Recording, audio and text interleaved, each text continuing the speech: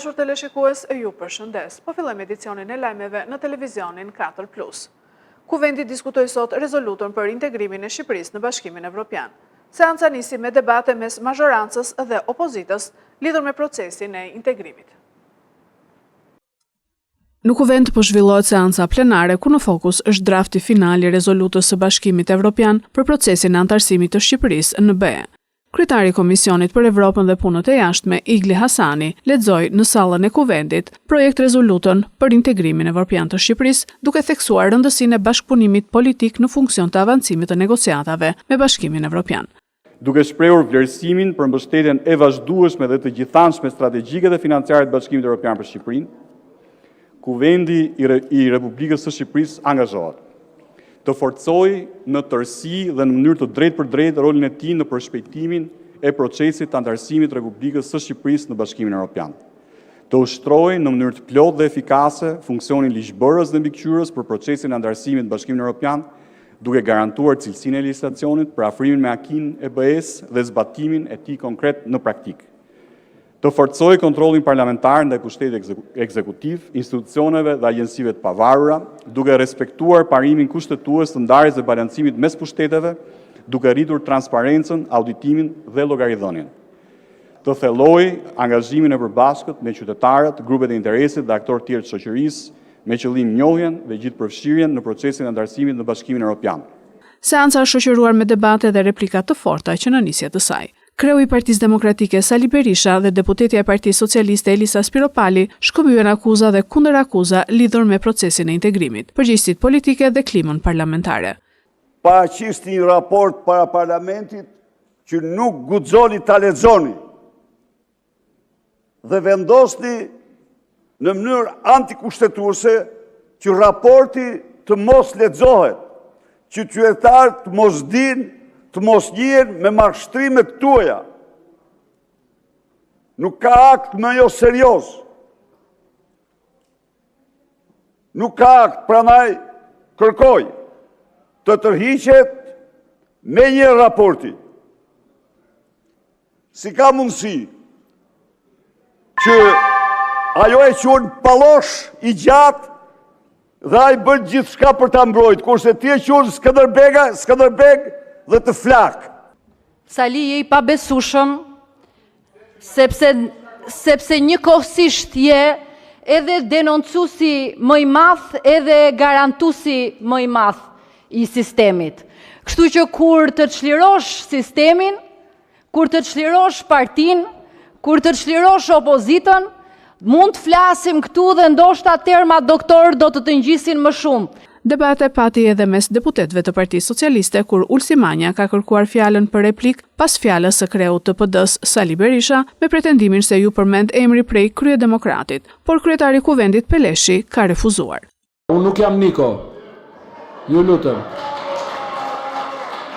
Zoti Balla përgatitet zoti Gazmend Bardhi. Ju lutem se po marrim minutat. Zoti Manja, e tham që në fillim, mos i ngelet atri askujt, është me minutazh të përcaktuar, nuk mund të ndërpritet për procedurë, nuk mund të ndërpritet për replik. Jo, kur të vi radha do flisni. Kur të vi radha, zoti Balla. Jo, nuk mund ta jap që tani sepse nuk parakalohet lista.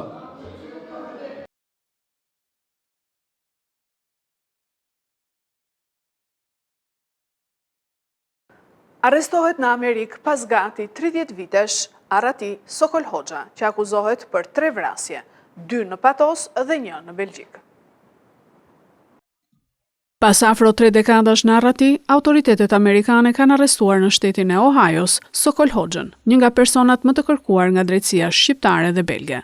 51 vjeçari akuzohet për vrasjen e 2 vëllezërve banaj në Patos në vitin 1997, si dhe për ekzekutimin e një gruaje shqiptare në Belgjik, krime për të cilat rezultoni dënuar me 25 vite burg në Shqipëri dhe me burgim të përjetshëm në Belgjik. Sipas hetimeve, pas vrasjes së 2 fisht në vendin e tij të lindjes, Patos, Hoxha u arratis fillimisht drejt Greqisë për t'i shpëtuar arrestimit, ndërsa më vonë u zhvendos në Belgjik. Aty sipas autoriteteve ai u përfshi në aktivitet kriminal të lidhur me prostitucionin, që konsiderohej edhe veprimtaria e tij kryesore. Pikërisht në këtë periudhë ndodhi dhe krimi i tretë që rëndon mbi të.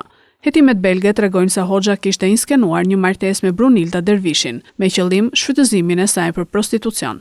Sipas dosjes hetimore, ai e qelloi për vdekje në një lokal në Bruksel, pasi ajo kishte refuzuar t'i bindej urdhrave të tij. Pas më shumë se 20 vitesh hetime, institucionet ligjzbatuese shqiptare morën informacione se Hoxha mund të ndodhej në Amerikë. Në këtë operacion u përfshin agjensi amerikane, belge, britanike dhe kosovare, të cilat shkëmbyen të dhëna për identifikimin e tij. Aktualisht, autoritetet amerikane po shqyrtojnë procedurat ligjore për ekstradimin e tij, ndërsa arrestimi konsiderohet si mbyllja me sukses e një hetimi ndërkombëtar që zgjati gati 30 vite dhe që synon ta përballë më në fund Sokol Hoxhën me drejtësinë.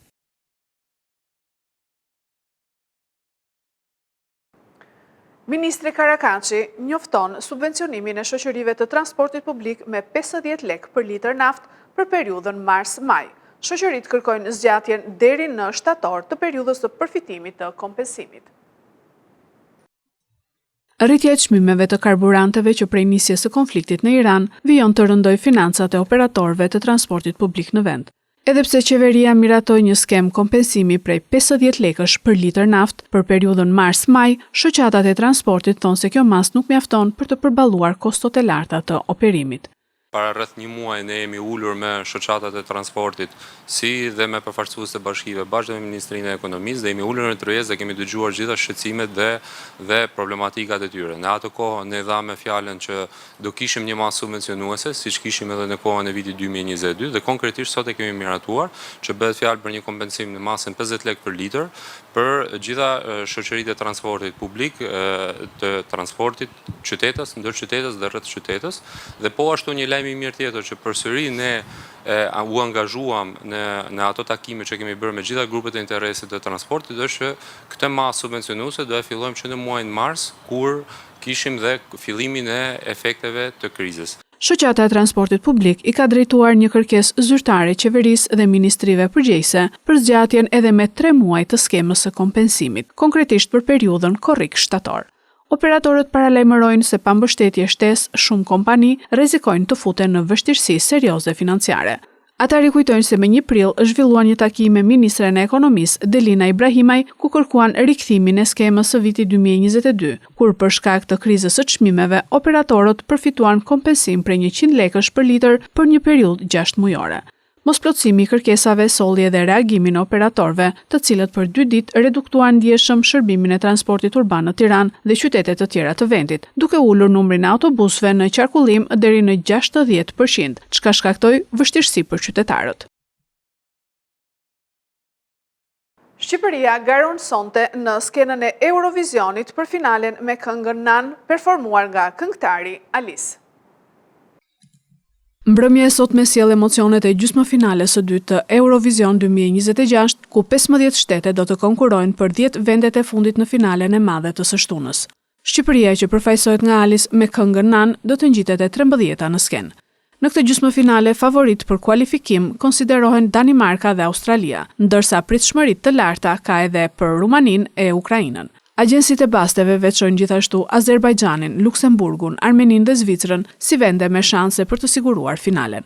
Eurovisioni mbetet eventi muzikor televiziv më i ndjekur në botë me mbi 150 milion shikues çdo vit. Edicioni i këtij viti i zhvilluar në Vjenë shënon jubileun e 70 të festivalit, ku muzika, spektakli dhe emocionet bashkohen në një nga ngjarjet më të mëdha të industrisë argëtuese. Ndërkohë 10 vende siguruan tashmë një bilet për finalen pas gjysmëfinales së parë të zhvilluar të martën, mes tyre Finlanda, Greqia, Izraeli, Suedia dhe Moldavia. Konkursi i këtij viti është shoqëruar edhe me debate politike, pasi 5 vende u tërhoqën nga pjesëmarrja për shkak të pranisë së Izraelit në festival, duke shënuar bojkotin më të madh politik në historinë e Eurovisionit që prej nisjes së tij në vitin 1956. NATO dhe Serbia po zhvillojnë stërvitje të përbashkët ushtarake në jug të vendit. Aktiviteti do të zgjasë deri më 23 maj dhe organizohet në kuadër të programit Partneriteti për Paqe. NATO dhe ushtria e Serbisë ka nisur stërvitjet e përbashkëta ushtarake në bazën jugu dhe poligonin Borovc pranë Bujanovcit në jug të Serbisë. Sipas Ministrisë Serbe të Mbrojtjes, aktiviteti do të zgjasë deri më 23 maj dhe organizohet në kuadër të programit Partneriteti për Paqe. Në shërbime marrin pjesë rreth 600 ushtarak nga Serbia, Italia, Rumania dhe Turqia, ndërsa planifikues dhe vëzhgues ushtarak janë angazhuar edhe nga Britania e Madhe, Gjermania, Franca, SBA-ja dhe Malizi. Gjatë 2 javëve do të praktikohen operacione të sigurisë, kontrolli turmave dhe luftimet urbane. Gjatë aktivitetit 2 javor në terren do të praktikohen taktikat, teknikat dhe procedurat e përdorura në operacionet e mbështetjes së paqes, siç janë siguria në baza, puna në pikat e kontrollit, kontrolli i tubimeve masive dhe luftimet urbane, njoftoi Ministria e Mbrojtjes e Serbisë. Autoritetet serbe cilësojnë këtë aktivitet si vazhdim të bashkëpunimit me NATO-n, ndërsa Serbia vazhdon të deklarojë neutralitet ushtarak. Marrëdhëniet me aleancën mbeten të ndjeshme në opinionin publik serb për shkak të bombardimeve të NATO-s ndaj Jugosllavisë në vitin 1999 gjatë luftës në Kosovë. Këto ishin lajmet tona për sot. Lajmet i gjeni edhe në internet në website-in 4plusmedia.tv. Bashkë mirupafshim.